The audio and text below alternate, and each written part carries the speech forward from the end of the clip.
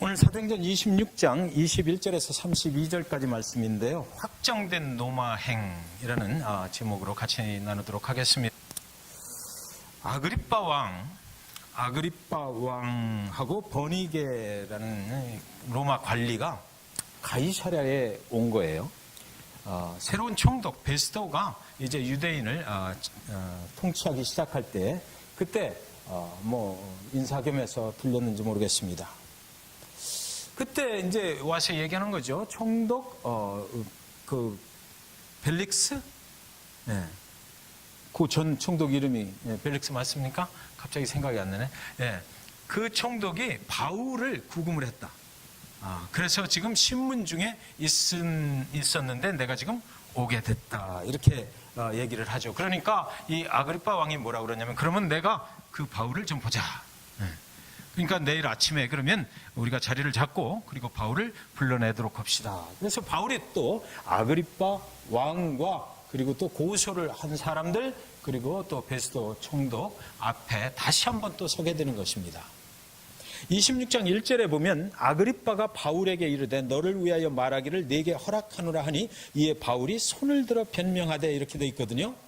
그리고 또 2절에 보면 아그리빠 왕이여 유대인이 고발하는 모든 일을 오늘 당신 앞에서 변명하게 된 것을 다행히 여기나이다. 여기 아주 귀중한 말이 있어요. 아그리빠 왕이 바울에게 이르되 너를 위하여 말하기를 내게 허락한다 그랬거든요. 네가 무슨 죄를 졌다라고 고소를 당했는데 그것을 변명할 수 있는 기회를 이제 주겠다라는 거예요. 그것을 허락한다. 네가 변명할 수 있는 기회를 내가 허락하니까 이렇게 얘기를 하니까 바울이 손을 들었다. 바울이 기가 살아났다라는 것입니다. 우리가 찬양 드릴 때 하나님 앞에 막 손 들고 찬양 드리고 그러죠. 바울은 정말 속으로 기가 막힌 기회를 또 내가 잡았다라고 생각을 한 거예요. 그냥 자기를 감옥에다 갔다가 그냥 너는 이제 감옥살이를 하는 거야 라고 하지 아니하고 변명할 수 있는 기회를 줬다. 바울은 그 순간에 뭐를 생각해요? 복음을 증거할 수 있는 기회를 잡았다라는 거죠. 저 아그리빠 왕에게 임금에게 그 앞에서 내가 복음을 증거할 수 있는 절호의 찬스를 내가 잡았다라고 지금 바울은 하는 거예요. 손을 들어서 하겠습니다라고 일어서는 거죠. 그래서 2절에 아그리빠 왕이여 유대인이 고발하는 모든 일을 오늘 당신 앞에서 변명하게 된 것을 뭐라고 그래요? 다행히 여기나이다 그래요. 다행히. 헬라어 원문에 보면 이게 마카리오스라는 말인데 뭐라고 그러나 I am very happy, so lucky. 당신이 나에게 오늘 변명할 수 있는 기회를 준 것, 내 입장에서 보면 나는 너무나 기쁘다. 너무나 행복하다. 내가 왜 예수 그리스도를 믿어야만 되고 내가 어떻게 그리스도의 복음을 증거하는 자리를 옮겨가게 되었는지를 설명할 수 있는 이 기회, 그리고 당신도 예수 그리스도를 믿어야 된다라고 말할 수 있는 이 기회를 내가 여기서 아그리빠 왕 앞에서 증거할 수 있는 기회, 나는 너무나 지금 좋은 기회를 잡았다라고 얘기를 하고 있는 거죠. 그래서 이 사람이요, 그렇다면 저와 여러분 같으면 그 법정에서 뭘 하겠어요? 그 유대인의 대제사장, 그 사람이 이렇게 하고 옛날에 천부장이 어떻게 하고 이렇게 했는데 그거 사실 거짓말입니다. 나는 그런 적이 없습니다라고 해야 될 거 아니에요. 그죠? 그런데 이 성경에 보면 이 변명할 수 있는 그 네 죄에 대해서 고소한 자들에 대한 네 변명을 들어보자라고 했는데 이 사람이 하는 거는 뭘 하냐면 쭉 해서 보면은 간증을 하는 거예요. 내가 예수를 어떻게 만나게 되었는지 그 얘기를 해. 그 사람들이 나를 어떻게 고소했는지 그게 지금 중요한 게 아니야. 예수 그리스도, 나와 예수 그리스도 그분과의 관계를 어떻게 맺게 되고 내 삶이 어떻게 해서 변화받게 되고 오늘날 내가 여기까지 왜 오게 되었는지 그것을 얘기를 하는 거예요. 그리스도가 누구다? 라는 것을 얘기하는 거예요. 예수를 어떻게 믿었는지, 그래서 26장 14절부터 18절에 보면 제가 14절부터 18절까지 그냥 읽어드릴 테니까 한번 들어보십시오. 무슨 말이 가장 중심에 서 있는지 한번 생각해 보세요. 우리가 다 땅에 엎드러짐에 내가 소리를 들으니 그 다메섹에서 있었던 이야기를 쭉 지금 해나가는 중입니다. 히브리 말로 이르되 사울아 사울아 네가 어찌하여 나를 박해하느냐 가시체를 뒷발질하기가 네게 고생이구나. 내가 대답하되 주님 누구시니까 주께서 이르시되 나는 네가 박해하는 예수라. 일어나 너의 발로 서라. 내가 네게 나타난 것은 곧 네가 나를 본 일과 장차 내가 네게 나타날 일에 너로 종과 증인을 삼으려 함이니 이스라엘과 이방인들에게서 내가 너를 구원하여 그들에게 보내어 그 눈을 뜨게 하여 어둠에서 빛으로 사단의 권세에서 하나님께로 돌아오게 하고 주의 사랑과 나를 믿어 거룩하게 된 무리 가운데서 기업을 얻게 하리라 하더이다. 자기 간증 다메섹에서 예수 만난 이야기를 하는데 계속해서 하나님과 나, 주님과 나, 주님과 나 이 이야기를 하는 거예요.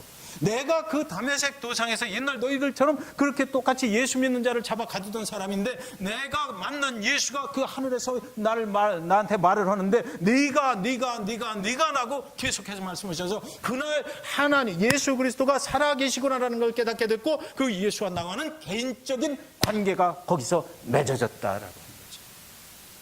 구원이라고 하는 것은 나는 구원받았다라고 하는 거거든요. 그래서 예수 그리스도 그분으로 말미암아서 내가 구원을 받았고 영원한 천국에 가게 됐는데 그런데 그 관계는 그날 그 예수를 내가 개인적으로 거기서 만났기 때문에 이루어진 것이다. 나는 거기서 변했다.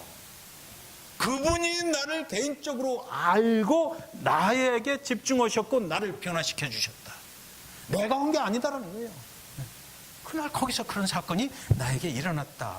그리고 구원에 대해서 여기 분명하게 얘기하거든요. 그 눈을 뜨게 하여 어두움에서 빛으로 사단의 권세에서 하나님께로 돌아오게 하고 주의 사랑과 나를 믿어 거룩하게 된 무리들 가운데서 영적인 눈을 내가 그때 뜨게 됐다.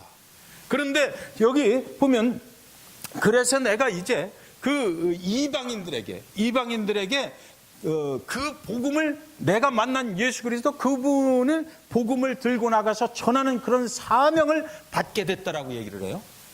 그래서 나는 지금 이렇게 살아간다는 거죠. 그때 영적인 눈을 뜨고 보니까 그 사명을 내가 깨달았게 됐다. 이 구원이라고 하는 것은 어두움에 있던 자들이 어디로 나오는 것이다? 빛으로 나오는 것이다. 이 구원이라고 하는 것은 사단의 권세에서 하나님께로 돌아오게 하는 것이다라는 것입니다. 그래서 나는 이걸 깨닫고 그 사명을 받아서 난 그 일을 지금 하고 있다는 것이에요. 자, 이 사도 바울이 구원의 간증을 딱 해요. 내가 구원받은 경험이거든요. 그 구원받은 경험 플러스 뭘 하냐면 내가 받은 사명. 자, 예수 그리스도를 저와 여러분이 믿고 살아요. 예수 그리스도 그분을 통해서 그리스도의 십자가의 희생의 은혜로 인해서 내가 구원을 얻었어. 그러면 그리스도인이 된 거죠. 침례 받고 이제 그리스도인이 됐어요. 그래서 그리스도인이 된 다음에 곧장 따라오는 것이 뭐냐면 하나님의 영광, 나의 영광을 위해서 살던 사람이 하나님의 영광을 위해서 살고 내 이름을 높이기 위해서 살던 사람이 이제는 나를 구원해 주신 그리스도의 이름을 높이면서 사는 거예요. 그것을 우리는 사명이라고 하거든요. 각자에게 그리스도인들 각자 개개인에게 사명을 주셨어. 그래서 어떤 사람에게는 뭐 설교자가 되게 하고 어떤 사람에게는 또 뭐 교회를 치려는 일을 하게 하고 어떤 사람에게는 선교사가 되게 하고 뭐 어떤 사람에게는 또 가정을 잘 복음으로 이렇게 증거하면서 살게 하고 여러 가지 일들로 교회를 잘 뭐 섬기게 하시고 여러 가지 사명 은사를 주셔서 그 사명의 길을 가게 된다. 누구한테? 그리스도인들은 그것이 따라온다는 거죠. 오늘날 저와 여러분 잘 생각해 보십시오. 오늘날 하나님을 따라서 사는 사람들, 그리스도의 백성들, 그리스도인이라고 칭함받은 자들 가운데 만약에 이 사명이 사도 바울이 했던 것처럼 내 사명은 바로 이거야라고 하나님의 영광을 위해서 그리스도의 이름을 위해서 내가 그 길을 계속 가기로 그 이제 변화받은 다음에 그리스도인 된 다음에 그 사명의 길을 다 우리가 갈 수만 있다면 아무런 문제가 없죠. 문제가 어디서 나요? 그리스도인 된 것으로 주저앉기 때문이다. 그리스도인 된 것으로 그냥 주저앉아버려요. 영원한 천국은 이제 한 번 구원은 영원한 구원이니까 나는 구원받았어. 됐어. 지난 주일에 가지고 왔던 찌그러진 상처들 이번 주일에도 또 가지고 와.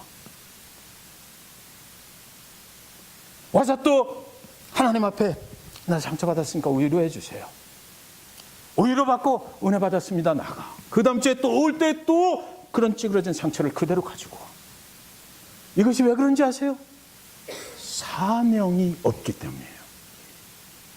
사명을 가지고 있으면 이런 일이 절대로 일어나질 않아. 상처 있어도 오늘 하루로서 좋게 내가 그것을 하나님한테 치료받았고 하나님께서 나를 위로해 주셨어. 그리고 나서 나는 치료받은 자로 회복된 자로 돌아선 자로 이제 내 갈 길은 사명의 길이야. 그래서 결박과 환난이 온다 해도 더 이상은 상처 안 받아. 나는 가는 거예요. 사도 바울이 그렇게 하는 거죠 지금. 네. 사도 바울이 계속해서 옛날에 뭐 자기를 죽이려고 했던 사람들 뭐 이런 사람들의 상처만 가지고 있으면 지금 계속 갈 수가 있겠어요? 없죠. 계속해서 뒤돌아가서 어떻게 하면 복수하나 이 생각만 하게 될 거라고요. 그리스도인이 된 것, 내가 구원을 얻은 것 플러스 사명, 내가 갈 길은 이거야. 가는 거예요. 네, 가는 거예요. 지금 사도 바울 성경 본문에서 우리는 볼 수 있어요. 이 사도 바울이요, 지금 계속해서 그런 복음을 증거할 수 있는 그런 기회를 만나기만 하면 뭐를 해? 구원의 간증을 하는 거죠. 지금 벌써 몇 번째입니까? 계속해요. 계속 똑같은 얘기. 또 다메섹에서 만났는데 또 그렇게 됐어. 다메섹에서 만났는데 또 그렇게 됐어. 가는 데마다 만나는 사람마다 자기 구원의 간증을 하는 거예요. 난 그렇게 해서 그리스도인이 됐고, 그리고 나서 나는 이제 사명자의 길을 간다. 죽고 나서 하나는 그 길을 가는 사람이다라는 거죠. 여기서 내가 재판 결과가 나를 감옥에 집어넣든 뭐 하든 난 관계없어. 난 그리스도인이 됐고 난 사명자의 길을 가. 그 사명자의 길이라고 하는 것은 뭡니까? 담대하라. 내가 결박과 환난을 예루살렘에서 만나고 또 로마까지 갈 때 그런 일이 계속 있을 것이다. 그러나 담대하라. 내가 너를 도와주리라. 그 가는 거죠. 가는 거예요. 그러니까 사도 바울의 모습 속에서 우리가 하나도 발견되지 않는 것이 있는데 이것이 뭐냐면 두려워하는 거예요. 절대 두려워를 안 해. 아유, 어디서 그 매를 맞아가지고 그냥 담 밖으로 쓰레기처럼 집어 던져버렸는데도 다시 일어나서 또 나는 갈 길 가. 네. 그거거든요. 저한테는 엄청나게 도전을 주더라고요. 이 말씀 속에서 제가 엄청 도전을 받는 거예요.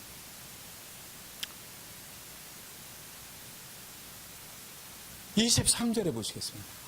23절에 보면 곧 그리스도가 고난을 받으실 것과 죽은 자 가운데서 먼저 다시 살아나서 이스라엘과 이방인들에게 빛을 전하시리라 함이니이다 하니라. 이 사명이 뭐예요? 내가 만난 그리스도를 증거하는 거거든. 네. 내가 만난 그리스도, 그것을 하고 있다는 것입니다. 그리스도가 고난을 받은 것, 그리고 죽은 자 가운데서 먼저 다시 살아났다. 부활의 첫 열매가 되셔서 그를 믿는 자들마다 그를 따라 부활하게 된다는 거죠. 이때 당시에 가장 큰 문제가 이거 부활이었거든요. 사도계 바리새인들은 이거 믿지를 않았어요. 그러니까 사도 바울이 나도 옛날에 그거 믿지 않았던 바리새인 중에 바리새인이었다라고 하는 거예요. 그런데 나는 변했다 이거지. 내가 부활하신 예수를 거기 다메섹 도상에서 봤으니까, 만났으니까, 그분이 나는 살았다라고 거기서 얘기를 하는 걸 내가 똑똑히 들었으니까, 보고 들은 것을 내가 증거하는 중이다라는 것입니다.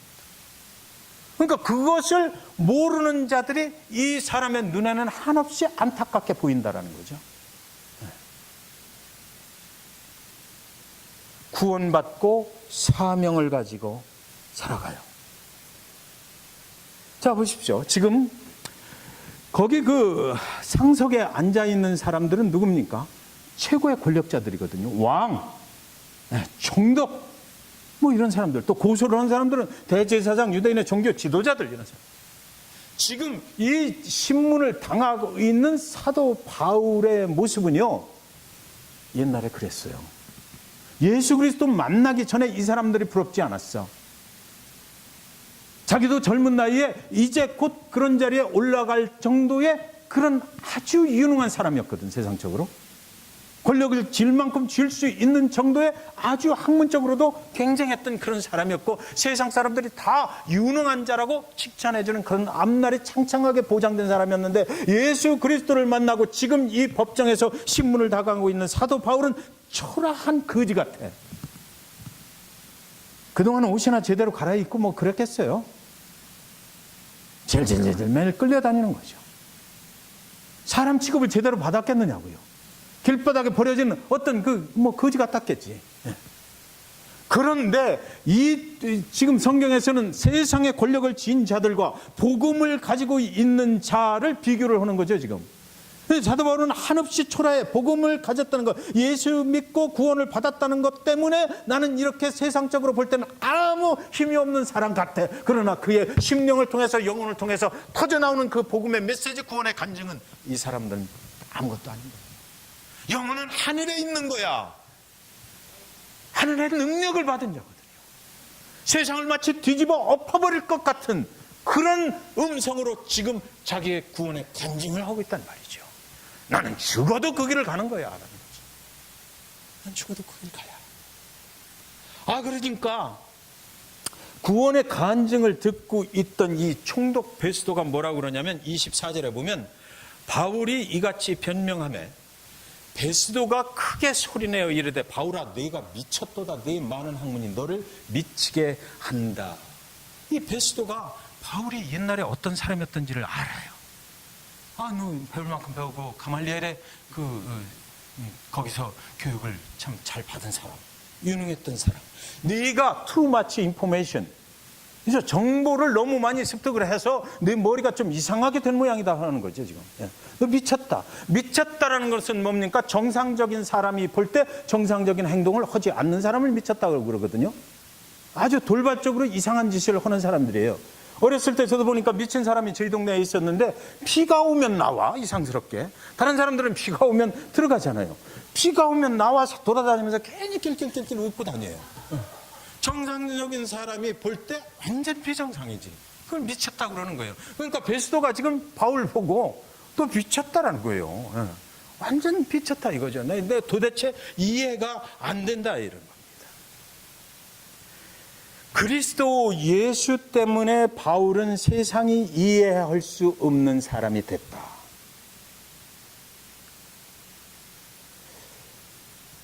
여러분은 바울의 행동이 혹시 이해가 되십니까? 바울의 행동을. 저도 그리스도인, 여러분도 그리스도인, 바울도 그리스도인, 똑같은 그리스도인인데 바울이 지금 하고 있는 이 정도의 행동이 그리스도인으로서 그렇게 당연히 하는 거야라고 이해가 되지 않는다라고 보면, 내가 그런 그 바울의 행동을 이해가 잘 안 된다라고 한다면, 그렇다면 나는 그리스도인이 아닐지도 모르죠. 그리스도인으로서 너무나 당연한 일을, 복음을 증거하는 일을 지금 바울이 하고 있는 거거든요. 나를 살리신 그 예수를 위해서 내가 예수를 섬기고 그 복음을 증거하는 일을 지금 하고 있는데, 세상의 그리스도를 모르는 자들이 볼 때 이상하다, 미쳤다. 그러면 저와 여러분이 그 바울을 지금 볼 때 이상하다, 저렇게까지 할 수 있나? 저 회개했어요. 제가 그동안 설교하면서 사도 바울 이야기하면서 그런 얘기 말씀 많이 드렸거든. 정말 바울은 기가 막히다. 어쩌면 이럴 수가 있나? 제가 잘못된 거죠. 저도 바울과 똑같아야 되는 거잖아요. 그리스도인이니까. 근데 왜 그리스도인으로서 하는 바울의 행동이 나한테 이상하게 보여? 기가 막히게 보여? 내가 문제가 있는 거죠. 그 사람이 정상인 거예요.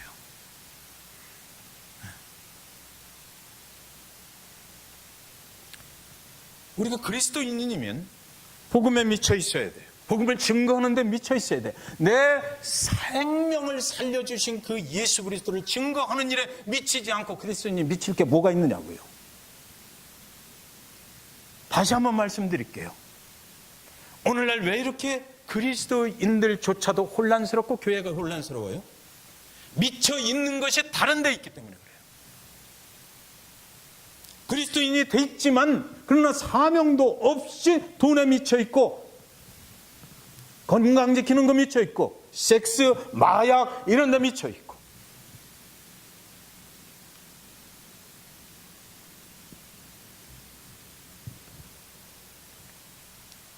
예수를 위해서 살아야 될 그리스도인들이 예수를 위해서 사는 것이 아니라 그리스도인이 된 다음에 세상 사람들보다 더 이기적으로 세상 것을 추구하며 살기 때문이죠.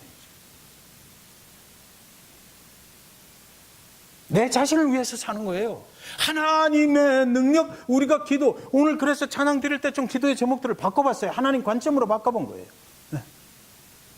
내 것을 달라고, 하나님이 능력이 있으신 분이니까 나를 이렇게 좀 만들어 달라고 계속해서 우리가 원하고 간구하고, 그래서 하나님이 주시면 좋고 안 주면 또 하나님 원망하고 불평하고, 이런 일이 계속해서 반복된다면 하나님이 나를 보실 때 얼마나 안타깝게 보실까. 너는 구원을 얻었으나 사명을 모르는 자야. 스틸 세상에 매어서 살려고 그래. 내가 원하는 것은 나를 위한 것이지 하나님을 위한 것이 아니에요.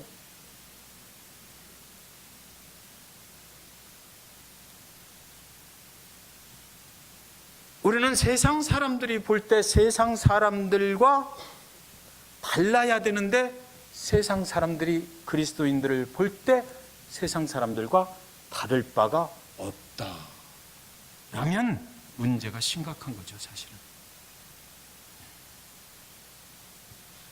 나를 위한 내 사명과 내 계획은 있어요. 그러나 그리스도를 위한 사명을 가지고 있지 않다. 세상이 우리를 보고 놀랄 일이 아무것도 없다라면 문제가 심각한 거죠. 잭슨빌 중앙침례교회 성도들을 세상에 그리스도를 믿지 않는 사람들이 보고 놀랄 일이 아무것도 없다. 우리나 그 사람들이나 거의 그게 그거고 그게 그거야. 똑같아. 밖에 나가서 교회 험담할 때 똑같이 다 하고, 밖에 나가서 성도들 험담할 때 똑같이 다 하고, 다른 게 뭐가 있어야지. 그렇다고 그러면 빅 프로그램인 거죠. 구분이 안 되니까.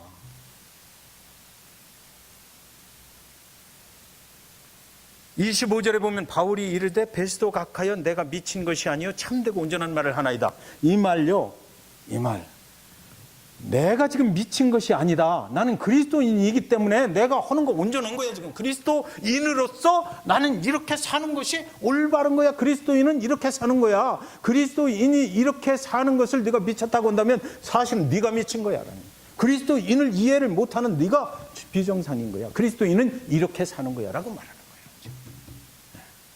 참되고 온전한 말을 나는 한 거야. 난 예수 그리스도 만난 이후에 이렇게 살아 라는 거죠. 그래서 결론이 뭐냐면 30절에서 32절 보시면요, 왕과 총독과 번이게와 그 함께 앉은 사람들이 다 일어나서, 자 일어나서 우리끼리 얘기 한번 해봅시다. 바울이 지금 저렇게 얘기하는데 31절에 물러가 서로 말하되 이 사람은 사형이나 결박을 당할 만한 행위가 없다 하더라. 아무리 해봐도, 아니 내가 믿는 하나님이 이렇다는데 나는 이 길을 가겠다는데, 아유 내가 무슨 그게 무슨 죄야? 라고 하는 거예요. 그치, 들어보니까 그렇잖아요. 자 여기요, 중요한 게 있어요. 여러분, 우리가 세상에 나가서 세상에 아직 믿지 않는 사람들하고 대화하고 그분들하고 같이 사회생활을 할 때, 아무리 내가 지독스럽게 예수 그리스도를 강조를 하고, 내가 아무리 나는 예수 그리스도 그분만 위해서 살아라고 이야기하고, 나는 교회의 한 지체로서 나는 변함없이 교회를 사랑해, 그리스도가 모퉁이돌이 되신 그 교회를 나는 사랑하고 하나님의 말씀대로 살아, 너희들이 암만 나를 유혹하고 뭐 해도 나는 내 사명의 길을 가, 내가 그리스도가 된 그리스도인이 되어서 나는 그 길을 가라고 간다라고 아무리 얘기해도 세상 사람들이 너 병신이야라고 할 수 없다라는 거죠. 지금 세상의 사람들이 바울 보고 아무 죄가 없네. 세상에 그리스도인이 믿는 그 믿음 때문에 네가 죄인이라고 할 사람이 아무도 없어요. 그렇죠? 내가 어디 가서 예수 그리스도 그분을 아주 지독스럽게 믿는다라고, 내가 술자석에서 술 안 먹어, 난 너희들하고 같이 그러는 험담하고 그러는데 끼지 않아, 나는 내 길을 가야 돼, 복음을 전가해야 돼, 예수 믿어 라고 할 때에 거기서 아이 너 왜 그래 라고 할 수는 있으나, 뒤돌아서서 나오고 헤어지고 딱 나가서 그 사람들이 집에 돌아갈 때 하하 뭐가 있네, 달라졌네. 제가 왜 달라졌어? 뭐가 있는 거야. 네, 뭐가 있는 거야. 그런 거예요. 32절에 이에 아그리빠가 베스도에게 이르되 이 사람이 만일 가이사에게 상소하지 아니하였더라면 석방될 수 있었을 뻔하였다 그랬거든요. 제 친구 중에 하나가 별명이 뻔이에요. 근데 하도 뻔뻔해서 한 번 빵 한 번 사는 적이 없어. 뻔뻔하다 그래서 뻔 그랬거든요. 그 친구가 이제 지금 예수를 믿는데 그 친구 생각이 나는 거예요. 뻔. 이 사도행전을 쓴 사람이 누구예요? 누가가 다 보고 적은 거거든요.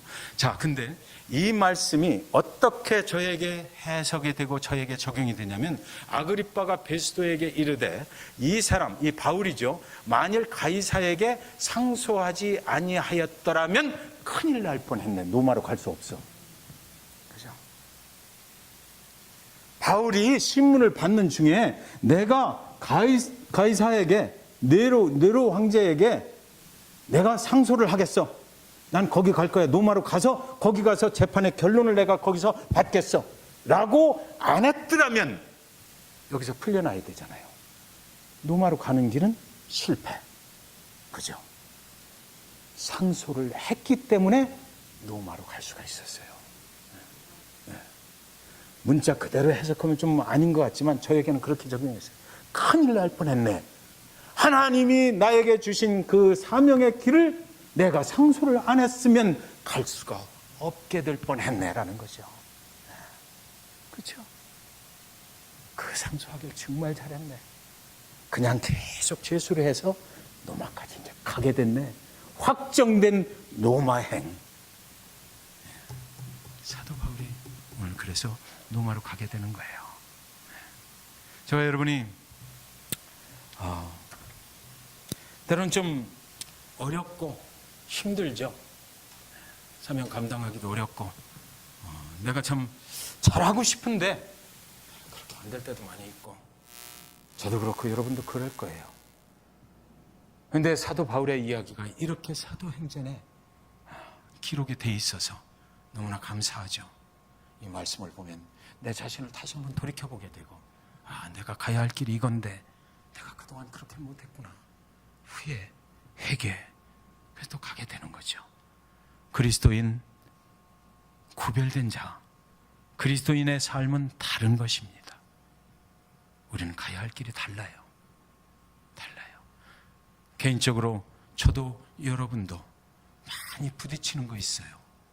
저는 오늘 이 말씀 정리하면서 결론을 냈습니다. 아까 말씀드린 거, 부딪히는 길, 그 길을 내가 택한다.